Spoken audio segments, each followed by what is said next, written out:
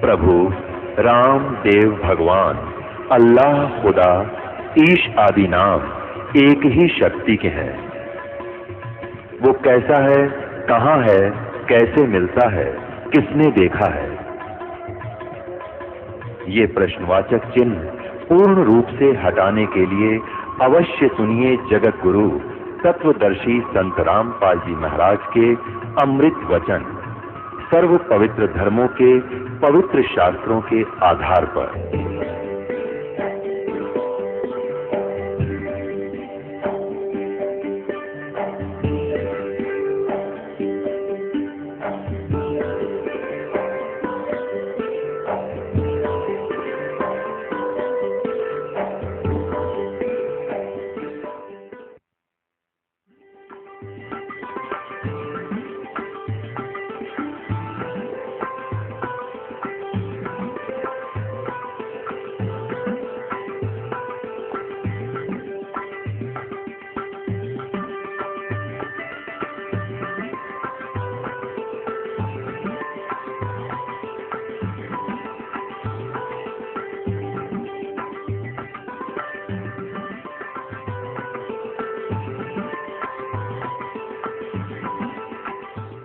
सतगुरुदेव की जय। बंदी छोड़ कबीर परमेश्वर जी की जय। बंदी छोड़ गरीबदास जी महाराज जी की जय। स्वामी राम देवानंद जी गुरु महाराज जी की जय।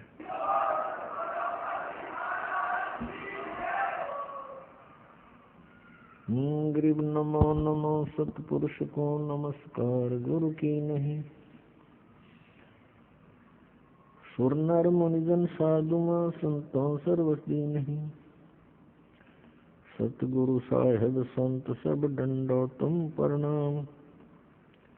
आगे पीछे मध्य हुए तिनको जा कुर्बान। नराकार निर्विषम काल जाल वैवंजनम। निर्लेपम निज निर्गुणम अकल अनुपवेशोन्दनम। सोहम सुरति समापतम सकल समाना निर्तल। उज्ज्वल हिरंबर हरदमम बेपरवा अथाह वार पार नहीं मध्यतम। गरीब जो सुमर सिद्ध होई गणनायक गलताना। करो अनुग्रह सोई पारस पद परवाना। आदि गणेश मनाऊं गणनायक देवन देवा। चरण कमल लाऊं आदंत करूं सेवा। परम शक्ति संगीतम रिद्धि सिद्धाता सोई। अवगत गुणे अतीतम सत्पुरुष निर्मोही। जगदम्बा जगदीशम मंगल रूप मुरारी। तन मन अर्पो शीसम भक्ति मुक्ति भंडारी। सुर नर मुनि जन ध्यावे ब्रह्मा विष्णु महेशा। शेष सहस मुख गावे पूज्य आज गणेशा। इंद्र कुबेर सरीखा वरुण धर्म राजावे। समर्थ जीवन जी का मन इच्छा फल पावे। 33 कोटि धारा जावे शेष 88। उतरे भवजल पारा कट है यम की फांसी। 33 कोटि धारा जावे शेष 88। उतरे भवजल पारा कट है यम की फांसी।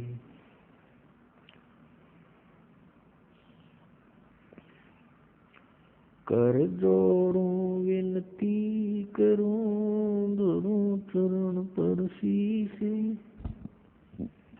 गुरु जी राम देवानंद जी महाराज ने दियो नाम बख्शीश। कोटि कोटि सिजदा करूं कोटि कोटि प्रणाम। चरण कमल में राखियो मैं बांधी जाम गुलाम। कुत्ता हूँ गुरुदेव का रामपाल दास का नाम। गले प्रेम की जेवड़ी जाके तो वहाँ जाऊं। तो करो तो बावड़ो, दूर दूर करो तो जाऊं, जो राखो तो ही रहूं, जो देवो सुख। परम पिता परमात्मा पूर्ण ब्रह्म, सारी सृष्टि के रचनहार, कुल मालिक कबीर परमेश्वर जी की असीम कृपा से हम सभी प्राणियों को सत्संग सुनने को उपलब्ध हुआ। पुण्यात्माओं, सत्संग के अंदर ये जानकारी दी जाती है कि ये मानव शरीर प्राणी को किस उद्देश्य से प्राप्त हुआ है। हम अन्य प्राणियों को देखते हैं, जो क्रियाएं वो कर रहे हैं वो मनुष्य भी कर रहा है। यदि मनुष्य का इतना ही कार्य होता जितना पशु और पक्षी करते हैं, संतान उत्पत्ति, उनकी परवरिश और फिर मृत्यु, तो मानव शरीर की कोई आवश्यकता नहीं थी। सत्संग से जानकारी होती है कि मानव शरीर का एक बहुत ही अनमोल कार्य इन क्रियाओं से भिन्न है। और ये दूसरे शब्दों में ये कहें कि मनुष्य जीवन का मूल कार्य ही अन्य है। वो कौन सा है? वो सत्संग से पता चलता है कि आत्म कल्याण करवाना ये मनुष्य जीवन का मुख्य उद्देश्य है, और इसी के लिए मनुष्य जीवन का एक सुअवसर प्राप्त होता है। इस सुअवसर को हम सत्संग के अभाव से, तत्व ज्ञान न प्राप्त होने के कारण पशु पक्षियों जैसी क्रियाओं में ही व्यर्थ कर चले जाते हैं। और जिस दिन सत्संग प्राप्त होता है, सत्संग के वचन हमारे हृदय में पहुंचते हैं, आत्मा अज्ञान से जाग कर ज्ञान ग्रहण करती है, उस समय इसको पिछले गए हुए समय का बहुत पश्चाताप होता है। पुण्यात्माओं, हम कहाँ रह रहे हैं, ये कैसा लोक है, और यहाँ जन्म मृत्यु हो रही है। किसी भी प्राणी को एक सेकंड का ये विश्वास नहीं कि मैं यहाँ रहूंगा कि नहीं रहूंगा, और हम फिर भी सतर्क नहीं हो रहे। हमें हमारे अंदर डर नहीं रहा। इतना तो डर है कि मेरी मृत्यु ना हो जाए। अन्य की होती है तो कारण जानकर हम संतुष्ट हो जाते हैं कि कैसे मृत्यु हुई, रोगी था, अच्छा रोगी था। दूसरे की पता लगता है कैसे मृत्यु हुई, दुर्घटना हो गई, अच्छा दुर्घटना से हो गई। तो हमें ये चिंता नहीं बनती कि कभी ऐसा हमारे साथ भी होगा।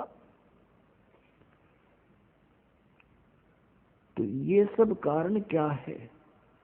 इसका एक कारण तो ये है कि इसका विकल्प का ज्ञान नहीं था हमें, कि ये कैसा सबके साथ होता है, होता रहेगा। इसका विकल्प क्या है, ये ज्ञान नहीं था। और ये ज्ञान होगा इस सत्संग से। और सत्संग विश्व में आकर के केवल परमात्मा ही फरमाते हैं। पूर्ण परमात्मा ही स्वयं आकर के सत्संग यानी तत्व ज्ञान प्रचार करते हैं। उस परमात्मा के अतिरिक्त जो भी सत्संग का नाम लेकर के वचन सुनाए जाते हैं वो सत्संग नहीं होता। वो जनता को मिसगाइड करना और सच्चाई से दूर रखना ही वो उन वचनों का कार्य होता है। जैसा कि आप जी कोई सत्संग सुनने को प्राप्त हुआ, और ये दास वो सत्संग सुनाता है जो परमात्मा ने आकर के स्वयं अपने मुख कमल से बोला था, जिसके विषय में श्रीमद् भगवत गीता अध्याय नंबर 4 के श्लोक नंबर 32 में कहा है कि अर्जुन, जो तूने अभी ज्ञान सुना, गीता जी अध्याय नंबर 4 के श्लोक नंबर 25 से लेकर 31 तक यज्ञों की जानकारी आपने सुनी, यज्ञमीन धार्मिक अनुष्ठानों की जानकारी।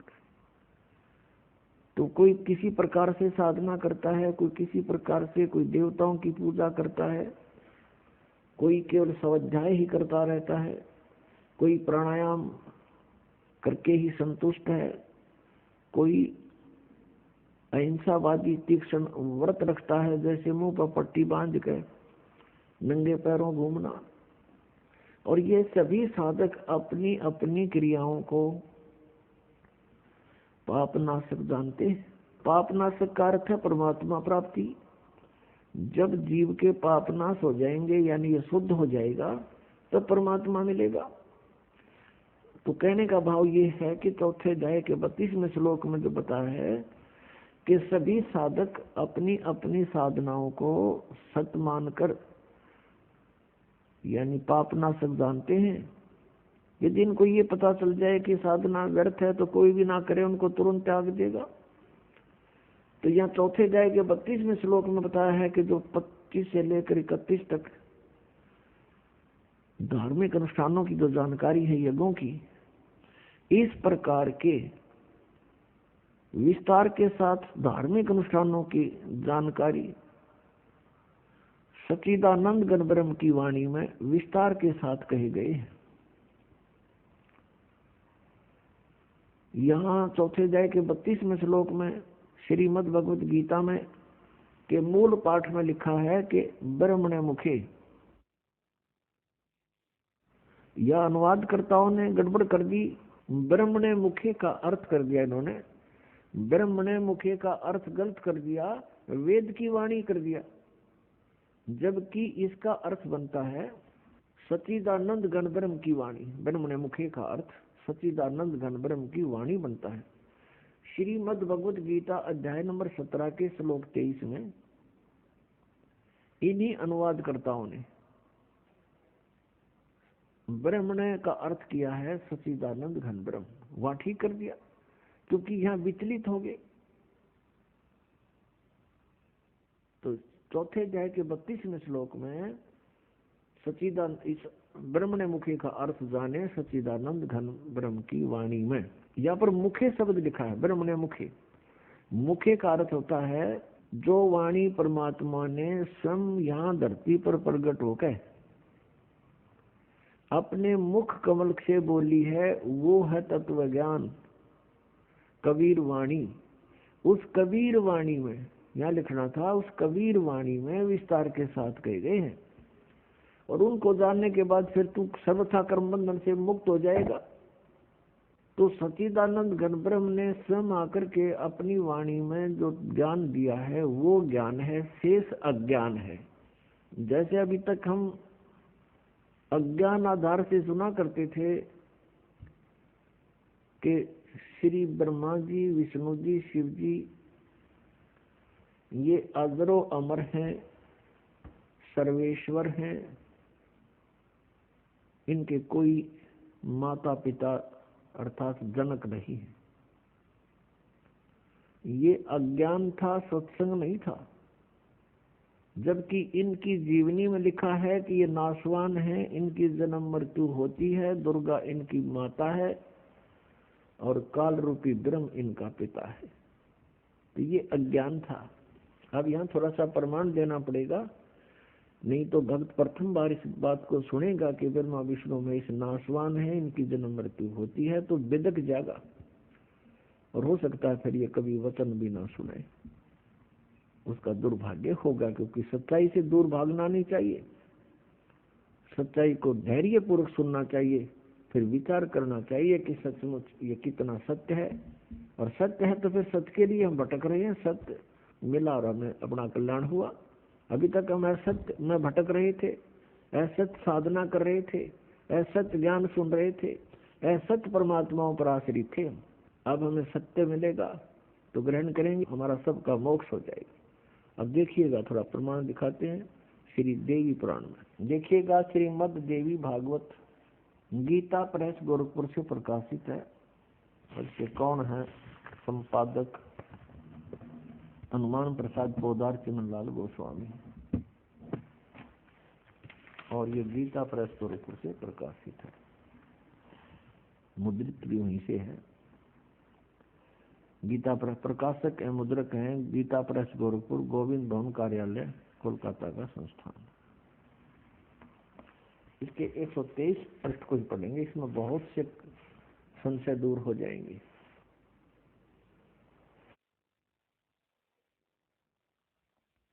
तीसरा स्कंद श्रीमद देवी भागवत आप पढ़ रहे हैं, 123 पृष्ठ पर देखिएगा। तुम भगवान विष्णु जी अपनी माता दुर्गा के विषय में कह रहे हैं स्तुति करते हुए, तुम शुद्ध स्वरूपा हो, यह सारा संसार तुम इसे उद्भासित हो रहा है। मैं ब्रह्मा और शंकर हम सभी तुम्हारी कृपा से विद्यमान हैं। हमारा आविर्भाव माने जन्म और तिरोभाव माने मृत्यु हुआ करता है। हमारा जन्म और मृत्यु हुआ करता है। केवल तुम ही नित्य हो, जगत जननी हो, प्रकृति और सनातनी देवी हो। फिर यहाँ कहा है, ये शपथ लिखा है आविर्भाव माने जन्म। भगवान विष्णु जी स्वीकार कर रहे हैं कि मैं ब्रह्मा और शंकर हम सभी का जन्म और मृत्यु हुआ करता है। केवल तुम ही नित्य हो यानी अविनाशी हो, जगत जननी हो, प्रकृति और सनातनी देवी हो। ये भी याद रखना कि प्रकृति दुर्गा के लिए ही कहा जाता है। भगवान शंकर बोले, देवी यदि महाभाग विष्णु तुम्ही से प्रकट हुए हैं तो उनके बाद उत्पन्न होने वाले ब्रह्मा भी तुम्हारे बालक हुए। फिर मैं तमोगुणी लीला करने वाला शंकर क्या तुम्हारी संतान नहीं हुआ? अर्थात मुझे भी उत्पन्न करने वाली तुम ही हो शिवे। संपूर्ण संसार की सृष्टि करने में तुम बड़ी चतुर हो। इस संसार की सृष्टि, स्थिति और संहार में तुम्हारे गुण सदा समर्थ हैं।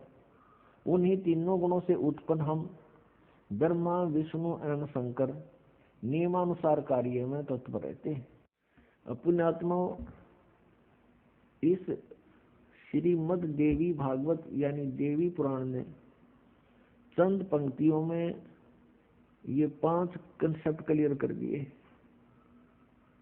नंबर 1, ब्रह्मा विष्णु महेश नाशवान है, इनकी जन्म मृत्यु होती है, ये इनकी जीवनी में लिखा है। और नंबर 2, प्रकृति दुर्गा को कहते हैं। नंबर 3, दुर्गा इन ब्रह्मा विष्णु महेश की माता है। और नंबर 4, ये कहते हैं हम तो केवल नियमित कार्य ही कर सकते हैं, यानी जिसके संस्कार में दुख या सुख जैसा है उसको एज इट इज दे सकते हैं, उसमें हम कोई परिवर्तन नहीं कर सकते। और 5वां ये हो गया कि रजगुण ब्रह्मा, सतगुण विष्णु, तमगुण शिव जी है, कि इन तीनों गुणों से उत्पन्न हम। तो पुण्यात्माओं, अभी तक जो ये ज्ञान दिया करते थे वो दंत कथा थी, अज्ञान था, वो सत्संग नहीं था। और आज तक पवित्र हिंदू धर्म के जो गुरु मार्गदर्शक माने जाते थे, ऋषि महर्षि मंडलेश्वर, वो अपने सदग्रंथों से भी परिचित नहीं थे। विचारणीय विषय है कि एक अध्यापक विद्यार्थियों को आउट ऑफ सिलेबस पढ़ाता है, पाठ्यक्रम से अलग ज्ञान देता है, वो उनका मित्र नहीं शत्रु है। तो आज तक जितने भी हमारे पवित्र हिंदू धर्म के जो मार्गदर्शक थे, वे टीचर कहलाते थे, लेकिन वो टीचर नहीं थे, वो महा अज्ञानी थे। उन्होंने अपने सदग्रंथों को अर्थात पाठ्यक्रम की पुस्तकों को भी नहीं ढंग से पढ़ा, नहीं समझा, एक लोक वेद बनाकर पूरे मानव समाज को भ्रमित कर दिया। श्रीमद् भगवद गीता लगभग 5500 वर्ष पूर्व श्री वेद व्यास जी द्वारा लिपिबद्ध की गई थी और श्री कृष्ण जी के शरीर में प्रवेश करके ब्रह्म ने, सर्वपुरुष ने अर्थात काल भगवान ने यह बोली थी। इस दास को परमात्मा कबीर देव जी ने दिव्य दृष्टि दी, यानी ज्ञान दृष्टि दी। उसके बाद इसका यथार्थ अनुवाद हुआ। इससे पूर्व, इस दास से पूर्व जितने भी आज तक अनुवाद करता है गीता जी के, उन्होंने अर्थों के अनर्थ कर डाले। उदाहरण के तौर पर 7वें अध्याय के 18वें श्लोक में गीता ज्ञानदाता कहता है कि अर्जुन, ये ज्ञानी आत्मा, जैसे गीता जी अध्याय नंबर 7 के श्लोक नंबर 12 से लेकर 15 तक तो तीनों गुणों, रजगुण ब्रह्मा, सतगुण विष्णु, तमगुण शिव जी की स्थिति बताई है। और ये भी कहा है कि इन तक जिनकी बुद्धि सीमित है, वो अन्य किसी की बात सुनने को तैयार नहीं, वो मेरी भक्ति भी नहीं करते। फिर गीता ज्ञानदाता कहता है, ये ब्रह्म सर्वपुरुष 16वें और 17वें श्लोक में कि मेरी भक्ति भी 4 प्रकार के करते हैं। एक अर्थार्थी, आरत नंबर 2, और नंबर 3 जिज्ञासु, नंबर 4 ज्ञानी। इन तीनों को तो रिजेक्ट किया है, अर्थार्थी, आर्थ और जिज्ञासु को। ज्ञानी के विषय में कहा कि ज्ञानी आत्मा है तो अच्छी, 7वें अध्याय के 18वें श्लोक में, लेकिन ये मेरे वाली ही अनुत्तम गति में स्थित रहे। अब यहाँ अनुत्तम का अर्थ एक 6ठी कक्षा के बच्चे से पूछ लीजिए। उत्तम माने अच्छा, यानी गुड, और अनुत्तम माने बैड। यदि कोई व्यक्ति कहीं पर बैड का अर्थ, इंग्लिश में बैड का अर्थ और गुड करता है, श्रेष्ठ करता है, तो महामूर्ख है वो। तो यहाँ इन्होंने अनुत्तम का अर्थ अति उत्तम कर दिया। कारण क्या रहा? अज्ञान। इनको पता नहीं था कि ब्रह्मा विष्णु महेश से ऊपर भी कोई शक्ति है। इनको ये भी नहीं मालूम था कि गीता जी का ज्ञान श्री कृष्ण नहीं बोल रहे, उसके अंदर प्रवेश करके ये श्री काल भगवान बोल रहे हैं। जो गीता जी अध्याय नंबर 11 के श्लोक नंबर 32 में कहता है कि अर्जुन, मैं काल हूँ, सबको खाने के लिए आया हूँ, अब प्रवृत्त हुआ हूँ, और तू युद्ध ना करेगा तो भी मारूंगा इनको। और 11वें अध्याय के 21वें श्लोक में अर्जुन कह रहा कि भगवान, आप तो इन देवताओं को भी खा रहे हो, आप ऋषियों को भी खा रहे हो, और ये सब सिद्धों के समुदाय आपके समक्ष वेद मंत्रों से आपकी स्तुति भी कर रहे हैं, आपसे मंगल कामना भी कर रहे हैं, और आप इन सब को खा रहे हो। तब इसने 11वें अध्याय के 32वें श्लोक में कहा कि अर्जुन, मैं काल हूँ और अब प्रवृत्त हुआ हूँ, अब आया हूँ, मैं अब प्रकट हुआ हूँ। श्री कृष्ण जी तो अर्जुन के साथ पहले से ही रहते थे, संबंधी थे उसके। और अर्जुन फिर ये पूछ रहा है कि हे महानुभाव, तुम कौन हो? मैं आपको नहीं जानता। एक रिश्तेदार ने नहीं जाने, कोई बात हुई है? तो उस समय श्री कृष्ण नहीं, श्री कृष्ण से बाहर निकलकर वो काल अपना स्वरूप दिखा रहा था कि अर्जुन, ये है मेरा विराट रूप। और इससे पहले किसी ने इसको नहीं देखा था तेरे अतिरिक्त। और श्री कृष्ण जी तो अपना विराट रूप पांडवों की सभा में पहले दिखा चुके थे। तो ये शब्द भी श्री कृष्ण जी नहीं बोलते अगर वो गीता ज्ञान दे रहे होते कि तेरे से अतिरिक्त पहले मेरा ये विराट रूप किसी ने नहीं देखा था। वो विराट रूप श्री कृष्ण जी के सत्र का था। श्री कृष्ण जी विष्णु अवतार हैं। विष्णु जी केवल 16 कला के भगवान हैं और ये काल ब्रह्म 1000 कला का भगवान है। जैसे एक तो 100 वाट का बल्ब हो, एक 1000 वाट का हो, एक 16 वाट की ट्यूब हो, एक 1000 वाट की ट्यूब हो, तो ट्यूब दोनों रोशनी दोनों ही दिखा रही है, लेकिन अंतर बहुत होता है। ऐसे ही इनके विराट रूप में अंतर था। तो ऐसे ये गीता जी का ज्ञान, इनको नहीं मालूम था कि गीता जी का ज्ञान किसने बोला। इनकी बुद्धि श्री कृष्ण से ऊपर उठी नहीं। श्री कृष्ण जी को सर्वेश्वर महेश्वर मानकर श्री गीता जी के ज्ञान का अज्ञान कर डाला। तो गीता जी अध्याय नंबर 7 के श्लोक नंबर 18 में गीता ज्ञानदाता ये काल कह रहा है कि अर्जुन, ये सभी ज्ञानी आत्माएं हैं तो नेक उद्धार, ये परमात्मा पाने के लिए अपना सर्वस्व न्यौछावर किए हुए हैं, लेकिन ये मेरे वाली घटिया अनुत्तम गति में ही स्थित हैं। अपने आत्माओं, अब ब्रह्म की साधना को यानी काल अपनी साधना को अनुत्तम क्यों कहा? अब यहां विचार करो।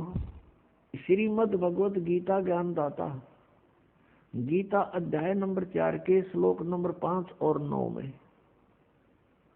गीता अध्याय नंबर 2 के श्लोक नंबर 12 में, गीता अध्याय नंबर 10 के श्लोक नंबर 2 में ये स्पष्ट करता है कि अर्जुन, तेरे और मेरे बहुत जन्म हो चुके। तू नहीं जानता, मैं जानता हूं। मेरे जन्म और कर्म अलौकिक है। फिर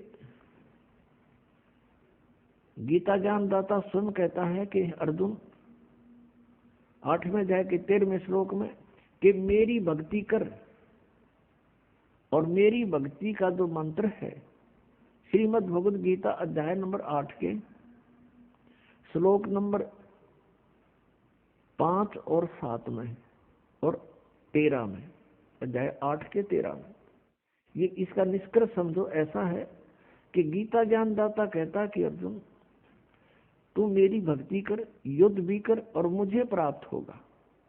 और मेरे पाने का मंत्र है 8वें अध्याय के 13वें श्लोक में स्पष्ट किया है, ओम इति एकाक्षरम ब्रह्म व्यवहारन मामनुसमरण यह परियाति तदम देहम सयाति परमाम गतिम। मुझ ब्रह्म का केवल एक ओम मंत्र है, नथिंग एल्स। यह एक ओम मंत्र है और अंतिम श्वास तक सिमरण करता हुआ जो शरीर त्याग कर जाता है, उच्चारण करके श्रवण करता हुआ शरीर छोड़ कर जाता है, तो मेरे वाली परम गति को प्राप्त होता है। अब ओम के नाम से जो गति होनी है वो क्या है? क्या मोक्ष होगा? कितना मोक्ष होगा? कि ब्रह्मलोक प्राप्ति होगी। 8वें अध्याय के 16वें श्लोक में गीता जी में लिखा है कि अर्जुन, ब्रह्मलोक पर्यंत सभी प्राणी पुनरावृत्ति में है। पुनरावृत्ति का अर्थ है वहां गए हुए प्राणी भी पुनर्जन्म को प्राप्त होते हैं, पूर्ण मोक्ष नहीं होता। और यह अनुवादकर्ताओं ने 8वें अध्याय के 16वें श्लोक में अनुवाद गलत कर दिया। इन्होंने कर दिया कि मुझे प्राप्त प्राणी का पुनर्जन्म नहीं होता। इसका अर्थ ये बनता है कि जो ये विद्यते माने विद्य धातु है, ये विद्य माने जानना भी होता है, कि जो ये नहीं जानते कि मुझे प्राप्त प्राणी का पुनर्जन्म होता है, तो वो मेरी साधना करके ब्रह्मलोक में जाने से भी पुनरावृत्ति को ही प्राप्त होते हैं, ब्रह्मलोक प्राप्त करते हैं और वहां से भी फिर जन्म मृत्यु में ही रहते हैं।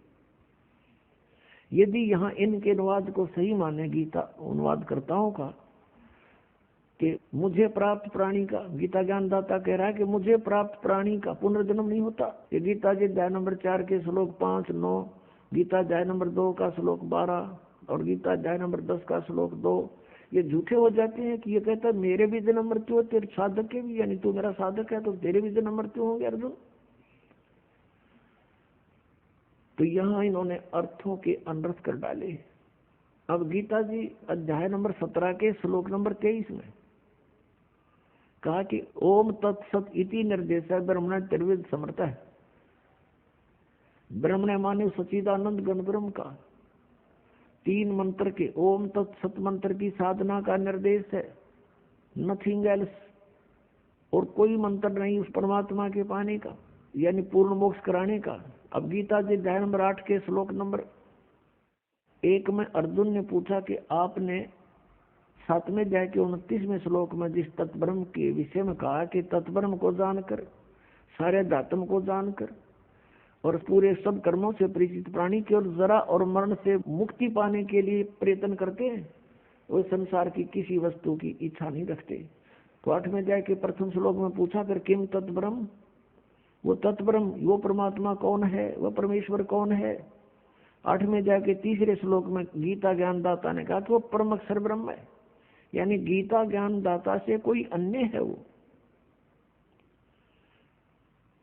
और फिर 15वें अध्याय के 1 से लेकर 4 में श्लोक में और 18वें अध्याय के 62वें श्लोक में गीता ज्ञानदाता अपने से अन्य किसी परम अक्षर ब्रह्म यानी सर्वशक्तिमान की शरण में जाने को कह रहा है। उसकी कृपा से ही तू परम शांति को और सनातन परम धाम को प्राप्त होगा। 18वें अध्याय के 62वें श्लोक में। और गीता जी अध्याय नंबर 15 के श्लोक 1 से 4 का निष्कर्ष है कि उल्टा लटका हुआ संसार रूपी वृक्ष है और इसके सभी पार्ट्स को, सभी भागों को जो व्यक्ति जानता है, स वेदवित, वो वेद के तात्पर्य को जानने वाला है, अर्थात वो तत्वदर्शी संत है। गीता जी अध्याय नंबर 4 के श्लोक नंबर 32 में आपने अभी सुना, उसमें कहा कि जो अभी तक आपको ज्ञान बताया मैंने, चौथे अध्याय के 25 से लेकर 31 तक मंत्रों में, कोई ऐसी साधना करता है, कोई ऐसे यज्ञ करता है, कोई ऐसे यज्ञ मान धार्मिक अनुष्ठान करता है, उनसे हटकर चौथे अध्याय के 32वें श्लोक में कहा कि इस प्रकार की बहुत से विस्तार के साथ यज्ञों की जानकारी, धार्मिक अनुष्ठानों की जानकारी सच्चिदानंद घन ब्रह्म यानी ब्रह्म ने मुखे, वो सच्चिदानंद घन ब्रह्म की वाणी में लिखा है और वो तत्व ज्ञान है। चौथे अध्याय के 34वें श्लोक में कहा कि उस ज्ञान को तू तत्वदर्शी संतों के पास जाकर समझ, उनको दंडोत प्रणाम करने से, कपट छोड़कर प्रसन्न करने से वो तत्वदर्शी संत तुझे परमात्म तत्व का ज्ञान कराएंगे, उस तत्व ज्ञान से परिचित कराएंगे। तो यहाँ 15वें अध्याय के 1 से लेकर 4 में तत्वदर्शी संत की पहचान बताई है। वो कैसा होगा?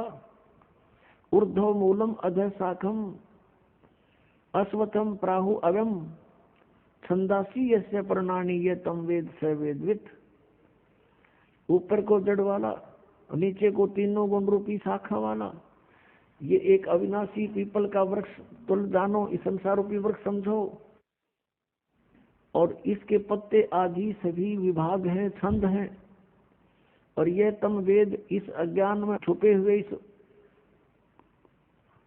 संसार रूपी वृक्ष के सभी विभागों को जो जानता है, स वेदवित, वह तत्वदर्शी संत है, वह वेद के तात्पर्य को जानने वाला है। 15वें अध्याय के 1 से लेकर 4 का जो तात्पर्य है श्लोक का, कि वो तत्वदर्शी संत है और इस संसार रूपी वृक्ष की ऊपर को जड़ है, नीचे को तीनों गुण रूपी शाखा है। रजगुण ब्रह्मा, सदगुण विष्णु, तमगुण शिव जी तो शाखा है।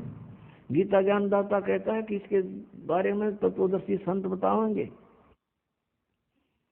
उसने केवल इतना ही कहकर छोड़ दिया है। फिर कहा कि तत्वदर्शी संत की प्राप्ति के उपरांत परमेश्वर के उस परम पद की खोज करनी चाहिए। 15वें अध्याय के 4थे श्लोक में परमेश्वर के उस परम पद की खोज करनी चाहिए जहां जाने के बाद साधक फिर लौटकर कभी संसार में नहीं आते। ये है वो वास्तव परम गति, ये है पूर्ण मोक्ष जो परम अक्षर ब्रह्म दे सकता है। ये ब्रह्म नहीं दे सकता, ये काल नहीं दे सकता, गीता ज्ञानदाता नहीं दे सकता। और जब तक जन्म मृत्यु समाप्त नहीं होगी तो सुख शांति नहीं हो सकती। इसलिए गीता जी अध्याय नंबर 18 के श्लोक 62 में कहा कि अर्जुन तू सर्वभाव से उस परमेश्वर की शरण में जा और उस परमेश्वर की कृपा से ही तू परम शांति को और शाश्वतम स्थानम यानी सनातन परम धाम को प्राप्त होगा। वो है वो परम पद जहाँ जाने के बाद कभी लौटकर संसार में नहीं आते। वो सत्यलोक है, शाश्वत स्थान, सदा रहने वाला स्थान, यानी सत्यलोक। हम फिर लौट कर आते हैं 7वें अध्याय के 18वें श्लोक पर। गीता जी अध्याय नंबर 8 के श्लोक नंबर अब 1 में अर्जुन ने पूछा कि किम तत्ब्रह्म, उसका उत्तर दिया 3रे श्लोक में 8वें अध्याय के में कि वो परम अक्षर ब्रह्म है। 8वें अध्याय के 5 और 7 में तो गीता ज्ञानदाता कहता है मेरी भक्ति कर मुझे प्राप्त होगा, लेकिन युद्ध करना ही पड़ेगा। यानी यहाँ शांति नहीं, ओम से शांति कभी नहीं हो सकती। ओम के जाप से जन्म मृत्यु सदा रहेगी, और कर्म ये युद्ध करना ही पड़ेगा। फिर 8वें अध्याय के 8, 9, 10 में ये स्पष्ट किया है कि 17वें अध्याय के 23वें श्लोक में तो वो मंत्र बताया जिस तरह भगवान सच्चिदानंद ज्ञान ब्रह्म मिलेगा, उसकी प्राप्ति होगी। उसकी प्राप्ति के बाद फिर जन्म मृत्यु कभी नहीं होता, सनातन परम धाम प्राप्त होगा। तो यहाँ बताया कि उसकी भक्ति जो करता है, तत्वदर्शी संत की खोज करके, तत्वदर्शी संत से ये उपदेश प्राप्त करके, ओम तत्सत का, ओम तत्सत ये जाप नहीं है। ओम तो सीधा सरपुरुष का, ब्रह्म का, और तत् और सत ये सांकेतिक है।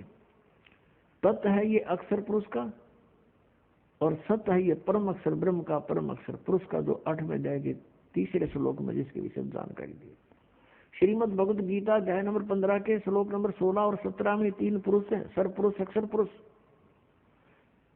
16वें श्लोक में कहा कि सरपुरुष और अक्षर पुरुष ये 2 प्रकार के प्रभु हैं, परमात्मा हैं। वास्तव में परमात्मा नहीं है, लेकिन इनको भी परमात्मा कहते हैं।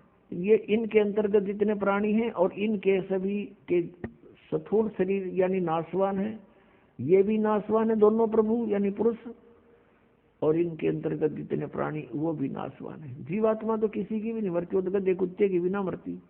अब 15वें अध्याय के 17वें श्लोक में फिर कंसेप्ट क्लियर कर दिया कि उत्तम पुरुष है तू अन्य। उत्तम पुरुष वो श्रेष्ठ परमात्मा, वो परम अक्षर ब्रह्म की तरफ संकेत है, जो संसार रूपी वृक्ष की मूल है, और उस मूल से सबको आहार प्राप्त होता है। पूरे संसार रूपी वृक्ष का उसी से पोषण होता है, वृद्धि को प्राप्त होता है। तो 15वें अध्याय के 17वें श्लोक में गीता ज्ञानदाता कह रहा है कि वो उत्तम पुरुष है तो अन्य है, और परमात्मा इति उदाहरते, जिसको परमात्मा कहा जाता है। और वो उत्तम पुरुष श्रेष्ठ परमात्मा तो कोई और है। 16वें श्लोक में वर्णित इन दोनों सरपुरुष और अक्षर पुरुष से कोई और है। वो कौन है? वो परम अक्षर पुरुष है। परम अक्षर ब्रह्म कहो, परम अक्षर पुरुष कहो, उसको पूर्ण ब्रह्म कहो, या उसको सत्य पुरुष कहो। सत्य माने अविनाशी, पुरुष माने प्रभु। और वही यह लोक चरम आविष्य विवर्ती, वही तीनों लोकों में प्रवेश करके सबका धारण पोषण करता है। अवय ईश्वर है, वो है वास्तव में अविनाशी परमेश्वर, वो है वास्तव में अविनाशी परमेश्वर। अब 8वें अध्याय के 8, 9, 10 श्लोक में स्पष्ट किया है कि अर्जुन जो उस परम अक्षर ब्रह्म की साधना करता है, जो 8वें अध्याय के 3रे श्लोक में गीता ज्ञानदाता जिसके विषय बता रहा है, उसकी जो भक्ति करता है उस मंत्र से, जो तत्वदर्शी संत से प्राप्त करके, वो फिर उसी को प्राप्त होता है। उसको प्राप्त होता है तो वो अविनाशी परमात्मा है, वो तो सतलोक में रहता है, सनातन परम धाम में रहता है। तो इस प्रकार जीव का मोक्ष होता है। अब हमारी पवित्र श्रीमद् भगवद गीता ये ज्ञान दे रहा है, और गीता ज्ञानदाता अपनी साधना को अनुत्तम बता रहा है, और ये अज्ञान आधार से अनुवाद करता हमारे गुरु, पूर्व के गुरु जो थे अज्ञानी, इन्होंने अनुत्तम का अर्थ ही अति उत्तम कर डाला 7वें अध्याय के 18वें श्लोक में और 7वें अध्याय के 24वें श्लोक में अनर्थ कर डाले। 18वें अध्याय के 66वें श्लोक में गीता ज्ञानदाता कहता है कि सर्वधर्मान परित्यज माम, मेरे सतर की जितने भी धार्मिक क्रियाएं हैं, अनुष्ठान हैं, वो मुझ में त्याग दे, यानी मुझे सौंप दे। जैसे ओम तत् सत में 3 मंत्र है। ओम तत् ये सांकेतिक है, सत भी सांकेतिक है। ओम तो ब्रह्म का है। कहते मेरे सतर की जितनी पूजाएं तूने की है वो मुझे दे दे, और उसके पश्चात उस परमेश्वर की एकम शरणम व्रज, एकम जिसके बराबर दूसरा ना हो, अद्वितीय सर्वशक्तिमान यानी परम अक्षर ब्रह्म, उसकी शरण में व्रज माने जाना होता है। इन अज्ञानियों ने सबने व्रज माने आना कर रखे, आजा मेरी शरण में आजा। फिर ये गीता ज्ञानदाता कहता है कि अहम तवा सर्व पापे भो मोक्षामि मां शुच, फिर मैं तुझे सब पापों से मुक्त कर दूंगा, तू चिंता ना कर। हम क्या करते रहे, जैसे तत्व ज्ञान के अभाव से परम संत मिले नहीं, ओम नाम का जाप, और गीता जी अध्याय नंबर 3 के श्लोक नंबर 10 से लेकर 15 में जो अनुष्ठानों की जानकारी दी है यज्ञों की, वो 500 यज्ञ करते रहे, ओम नाम का जाप करते रहे, और इसके प्रतिफल को हम ब्रह्मलोक प्राप्त करके वहां भोगते रहे। और ब्रह्मलोक में जाने के बाद फिर हम वापस जन्म मृत्यु में रहे, हमारे ऊपर ये दंड बना रहा, और पाप के आधार से हम नरक भी जाते रहे। अब जब हमें परम अक्षर ब्रह्म मिल जाते हैं, उस सतनाम के जाप से, 2 अक्षर के सतनाम के जाप से हमारे पाप नाश हो जाते हैं। और हम क्या करते रहे, पुण्य तो हम स्वर्ग में खाते, और पापों को भोगने के लिए इसने नरक बना रखा, उस नरक में हम भोगते, दुख पाते, दंड पाते, और फिर 84 लाख योनियों के कष्ट भी भोगने पड़ते। यहाँ का ऐसा विधान है। तो ये क्या कहता है कि जब तू उसकी शरण में चला जाएगा तो मेरे सतर्क का जो हम क्या जो अपना पुण्य था वो बर्बाद कर देते थे, उस पुण्यों को हम इसको दे देंगे। हम इसके ऋणी हैं। कैसे ऋणी हैं कि इस काल भगवान ने 70 युग तपस्या करके और 64 युग एक, तब इसने ये 21 ब्रह्मांड प्राप्त किए थे परम अक्षर ब्रह्म से, इस सरपुरुष ने, सरब्रह्म ने।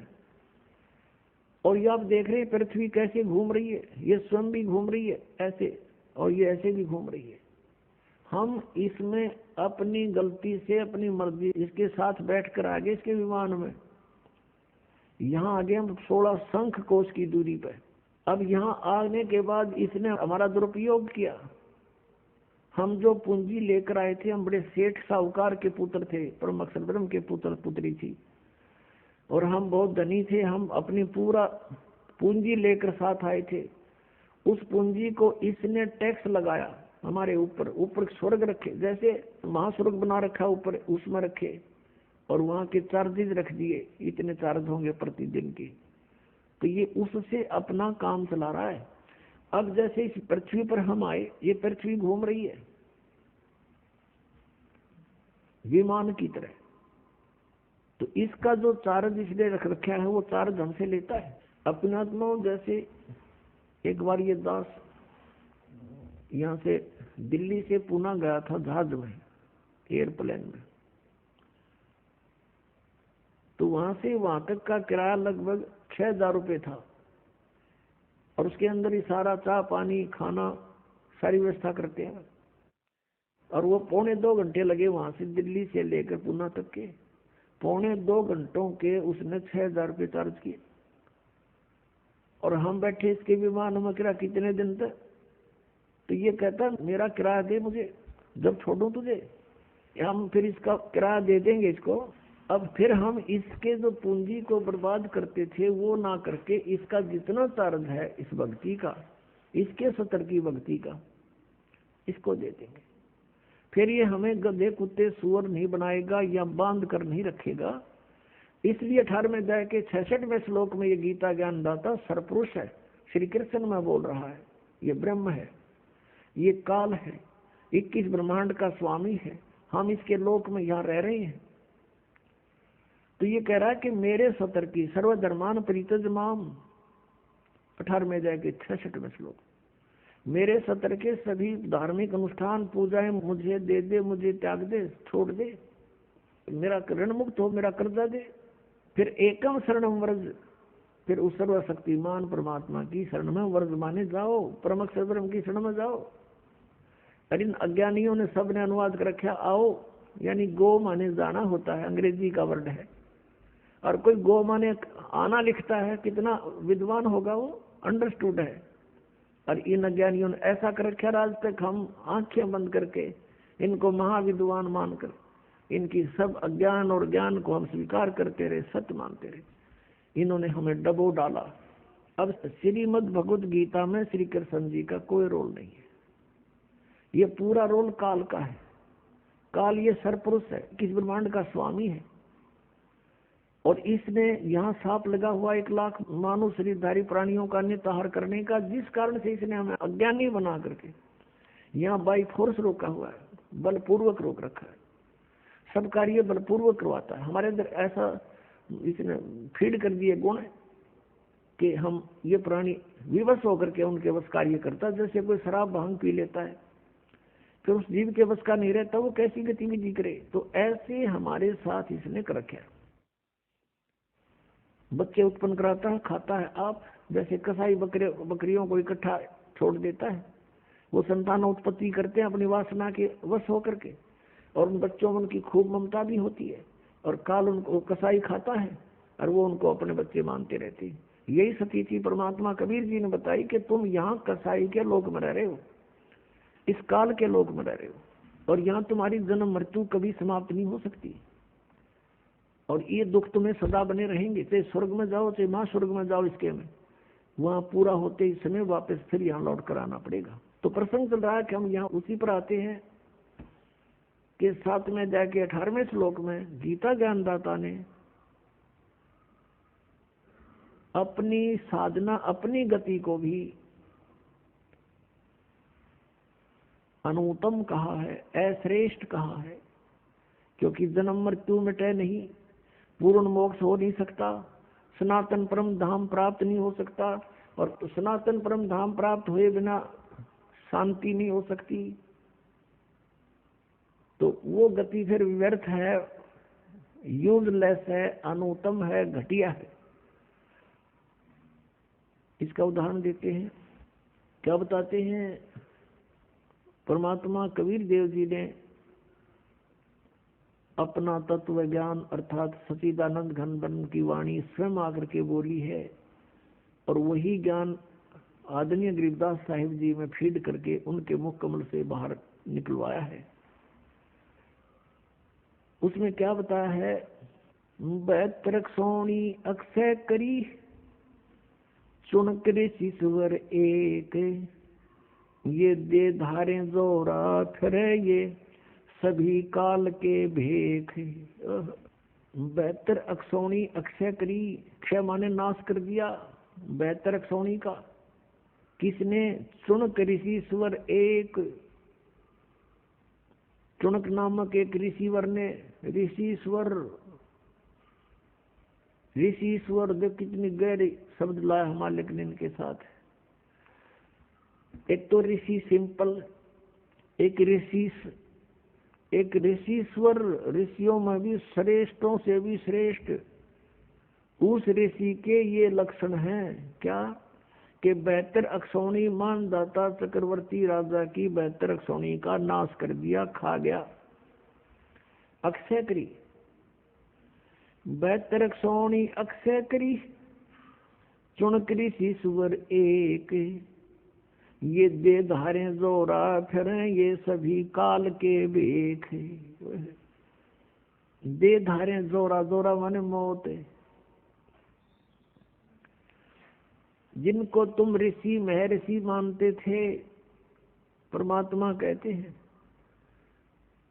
और जो ब्रह्म तक के पुजारी थे, ईश्वर पुरुष के पुजारी थे, ओम नाम का जाप करते थे, वेदों अनुसार वो कहते हैं हम साधना करते हैं, वो काल तक के पुजारी हैं, ब्रह्म तक के पुजारी हैं, काल के भेख हैं, यानी काल के उपासक हैं।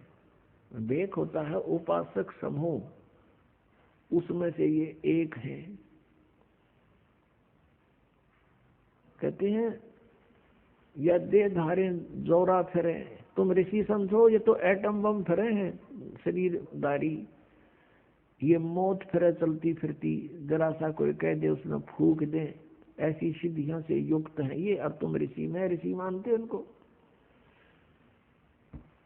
तो यहाँ बताए हैं कि इस काल के पुजारी, इसलिए ये अनुत्तम है ये साधना कि बेहतर सोनी अक्षय करी तुण कृषि ईश्वर एक, और ये दे धारे दौरा फिरे तो मेरे सी को हो, ये तब मौत आंड है या मौत भटक रही है, तुम्हें जरा सा छेड़ दिया, इसके प्रतिकूल कार्य थोड़ा सा भी कर दिया, वचन से ही तुम्हें भस्म कर दे।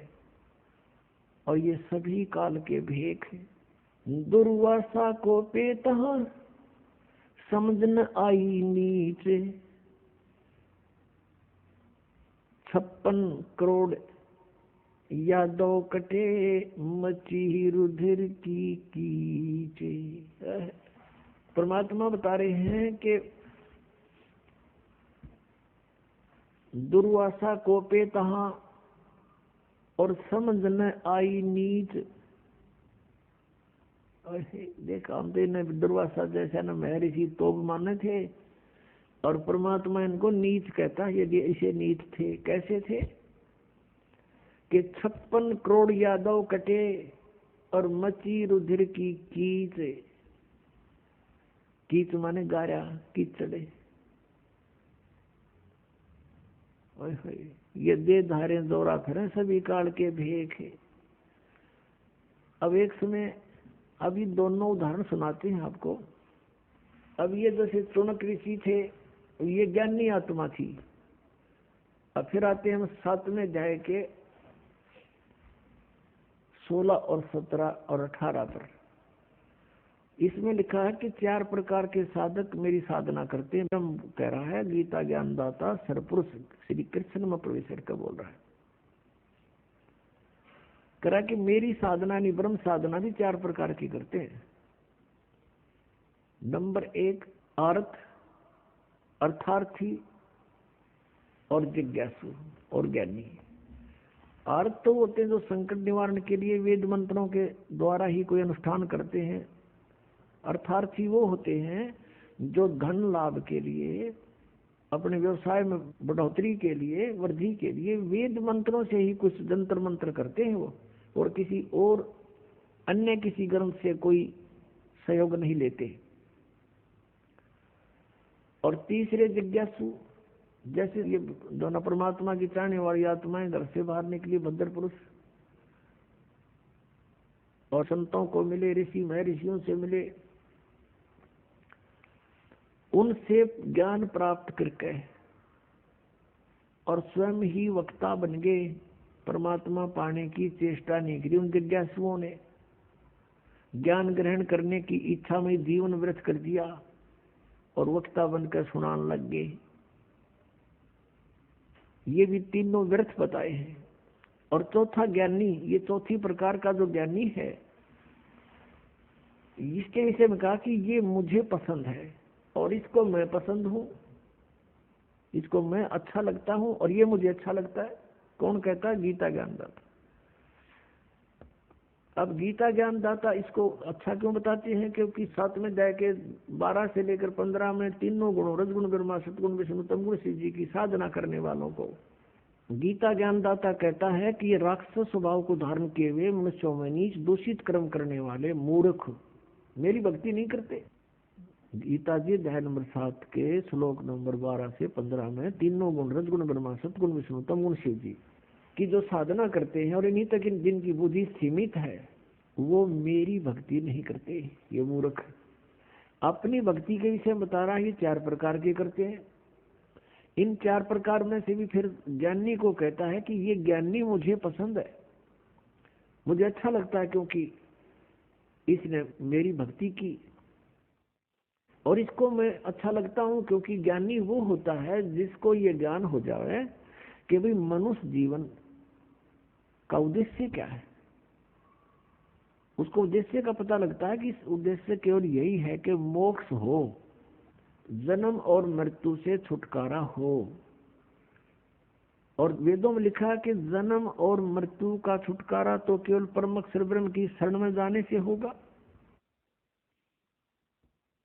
एक विचार करना पुण्यात्माओं, जैसे अभी आपको सुनाया कि 18वें अध्याय के 62वें श्लोक में कहा है कि अर्जुन तू सर्वभाव से उस परमेश्वर की शरण में जा, उसकी कृपा से ही तो परम शांति को और सनातन परम धाम को प्राप्त होगा। गीता जी अध्याय नंबर 15 के श्लोक नंबर 1 से 4 में कहा कि उगते लटके संसार रूपी वृक्ष को जो जानता वो तत्वदर्शी संत है, उसके सभी भाग बता देता है। तो उसके पश्चात परमेश्वर के उस परम पद की खोज करनी चाहिए, तत्वदर्शी संत की प्राप्ति के उपरांत, जहाँ जाने के बाद साधक फिर लौट कर कभी संसार में नहीं आते। और अपनी जानकारी चौथे अध्याय के 5वें और 9वें श्लोक में, दूसरे अध्याय के 12वें श्लोक में, 10वें अध्याय के दूसरे श्लोक में गीता ज्ञानदाता कहता है, अर्जुन तेरे और मेरे बहुत जन्म हो चुके, तो नहीं जानता मैं जानता हूँ। तो इसे सिद्ध हो गया कि वो अपने से किसी अन्य परम अक्षर ब्रह्म की तरफ संकेत करा कि उसकी शरण में जाने से मोक्ष होगा। तो इन ज्ञानी आत्माओं ने वेदों को पढ़ा, क्योंकि श्रीमद् भगवद गीता चारों पवित्र वेदों का सारांश है, कोड वर्ड इसमें अधिक है, और उसको तत्वदर्शी संत ही जान सकता है। गीता ज्ञानदाता भी अपरिचित है, उसने ऑप्शन छोड़ दिया है कि तत्वदर्शी संत बताएगा। तो इन ज्ञानी आत्माओं को जिन्होंने वेदों को पढ़ा, उसमें उनको ये जानकारी होगी कि तीनों गुण की भक्ति नहीं करनी चाहिए, इसे मोक्ष नहीं हो सकता। फिर उनको ये भी ज्ञान हुआ कि मनुष्य जीवन केवल मोक्ष प्राप्ति के लिए प्राप्त है। फिर इनको वेदों से ये भी जानकारी हुई कि पूर्ण मोक्ष तो उस समर्थ शक्ति से होगा, पूर्ण परमात्मा से होगा। अब चारों वेदों में केवल वे ऑफ वर्शिप तो ब्रह्म तक की है, और जानकारी परम अक्षर ब्रह्म की अत्यधिक है। अब इनको तत्वदर्शी संत नहीं मिला, ऋषियों को, ज्ञानियों को।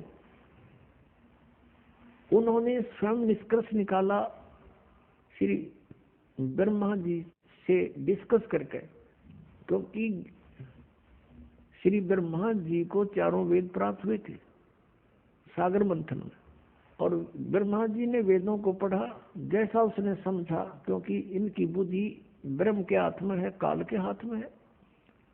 और ब्रह्मा जी का जब जन्म हुआ और उसको जब वो युवा हुआ तब तक वो बेहोश था, अचेत था। फिर कमल के फूल पर इसको रख दिया गया, वहां इसको सचेत किया गया। तो इसने देखा मैं कहाँ से आ गया, मेरा क्या उद्देश्य है। तो इस काल भगवान ने आकाशवाणी करी कि तप करो तप करो। ब्रह्मा जी ने 1000 वर्ष तक तप किया।